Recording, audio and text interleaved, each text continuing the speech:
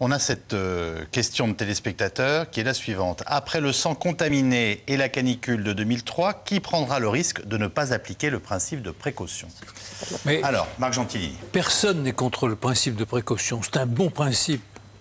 Ce qui est mauvais, c'est l'usage qu'on en fait. Et on en fait un très mauvais usage. Et je dois dire que la plupart des scientifiques aujourd'hui sont contre ce mauvais usage du principe de précaution. Ils ne sont pas contre le principe de précaution en soi. On fait, au nom de ce principe, n'importe quoi. Et dans la grippe en particulier, tout le monde s'est mis d'accord pour s'abriter derrière le principe de précaution. Le principe de précaution, ça n'est pas un principe qui est fait pour protéger les décideurs politiques. Il est fait pour protéger la collectivité. Et c'est ce qu'on a un peu oublié. Ce n'est pas un parapluie, le principe de précaution.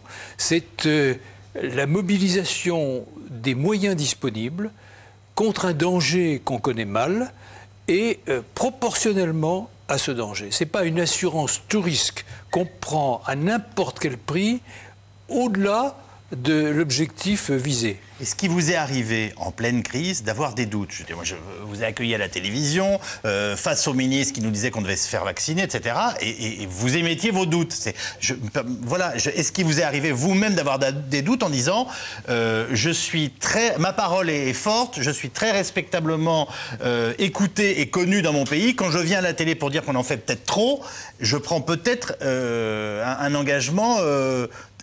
dangereux. On m'a bien fait remarquer que je prenais une position exposée et j'étais longtemps très seul. J'ai pris la parole un peu avant Bernard Debré, mais presque en même temps sur ce sujet, au mois de juillet. Oui. Or, je pense qu'à partir du mois de juin, même avant peut-être, on savait que l'épidémie annoncée ne serait pas telle qu'elle avait été décrite et que ce qui s'était passé dans l'hémisphère austral devait nous permettre de juger de ce qui se passerait chez nous.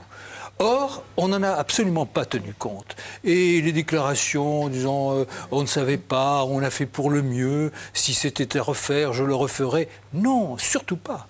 Alors moi, je ne critique pas les politiques, je critique avant tout les experts sanitaires. Je trouve qu'ils ont manqué de courage, ils ont manqué de vue sur l'immédiat et à distance. Mais vous diriez quoi? Ce que nous avons appelé ce soir la civilisation de la peur est partie d'experts qui eux-mêmes étaient inquiets et qui ont transmis leur peur.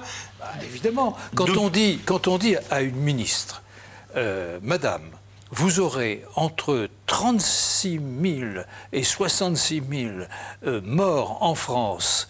Donc, vous devez vous mobiliser, c'est beaucoup plus que les morts de la canicule. Oui. Bon, il faut comprendre la peur non avouée des décideurs politiques qui sont affolés par des épidémiologistes, par des experts terroristes. Tous les responsables des experts terroristes, tous les responsables qu'on vient d'entendre, ils nous disent qu'ils ne sont pas inconséquents. Ils viennent nous dire, mais écoutez, il y avait on se permet de le rappeler, il y avait un assez fort consensus scientifique pour nous dire qu'on était face à une bombe à retardement. Bon, j'ai essayé de contacter certains d'entre eux avec qui j'ai travaillé, qui ont même été mes élèves, je leur ai dit...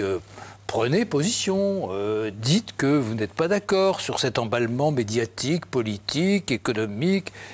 On m'a dit « Ah non, monsieur, on ne peut pas se dissocier, on ne peut pas faire seul.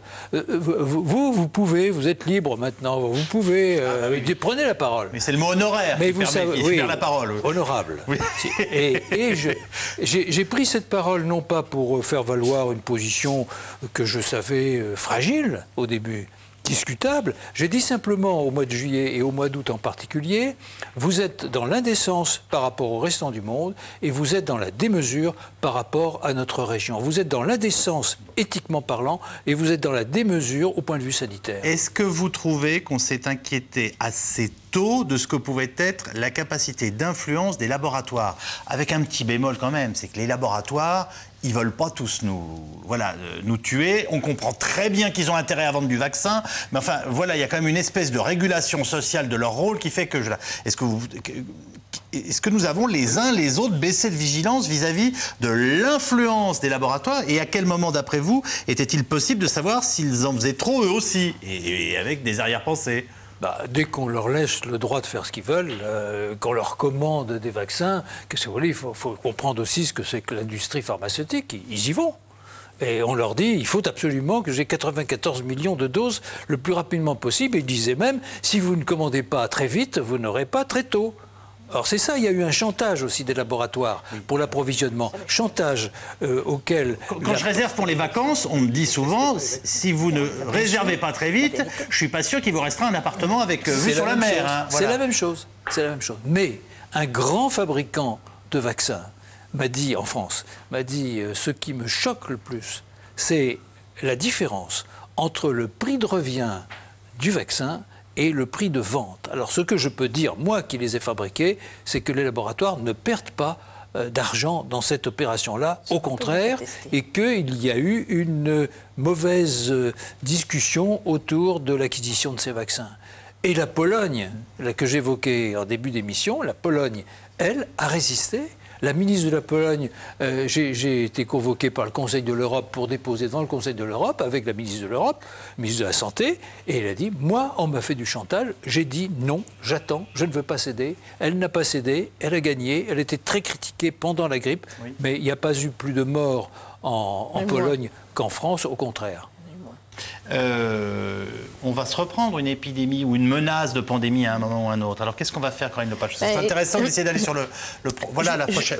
Je voudrais dire deux choses. Si je puis dire en anglais. Je voudrais dire deux choses à propos de cette affaire-là, qui est une affaire grave, parce que je pense qu'il y a eu une véritable opération de désinformation. Et c'est pour ça que nous voulons une commission d'enquête au niveau du Parlement européen. Parce que d'abord, il faut savoir que la notion de pandémie a été changée, comme par hasard, 15 jours avant que l'on déclare la pandémie sur cette grippe. Pourquoi? A été changé par qui? Pourquoi? Comment? L'OMS, c'est-à-dire qu'il y avait deux critères, enfin je parle sous le contrôle du professeur Gentilini, il y avait deux critères, celui du nombre et celui de la dangerosité. Et comme par hasard, on a fait sauter celui de la dangerosité, il n'y avait plus que celui du nombre. Et donc, on a dit, ben voilà, on est en présence d'une pandémie. Deuxièmement, ce qu'a dit le professeur Gentilini est tout à fait exact, c'est-à-dire qu'on n'a tiré aucune conséquence de ce qu'on savait pertinemment s'être passé dans l'hémisphère sud pour l'hémisphère nord. Troisièmement, moi je suis encore une fois pas d'accord, vous allez dire que je fais de la sémantique, mais ça n'a rien à voir avec la précaution. La vaccination, c'est bien antérieur au principe de précaution, de vacciner les gens. Je rappelle, ça date de Pasteur, on ne parlait pas de principe de précaution à ce moment-là. Par contre, on peut évoquer le principe de précaution sur la réaction de l'opinion publique française et européenne qui a dit, moi je ne me fais pas vacciner parce que je ne connais pas les effets secondaires de ce truc-là, et par conséquent, quand on m'aura fait les tests convenablement, peut-être que je me ferai vacciner. Là, vous êtes dans du principe de précaution. Et j'en viens au point le plus important, c'est... Vous parlez de société de peur. Moi, je dirais société de défiance, société de méfiance. Et ce qui me paraît très grave pour une prochaine pandémie, c'est que les gens, vous et moi, tout le monde, n'ont plus aucune confiance dans ce qui peut être raconté parce que tout simplement, ils ont vu que c'était du pipeau. Pardonnez-moi l'expression, mais c'était cela.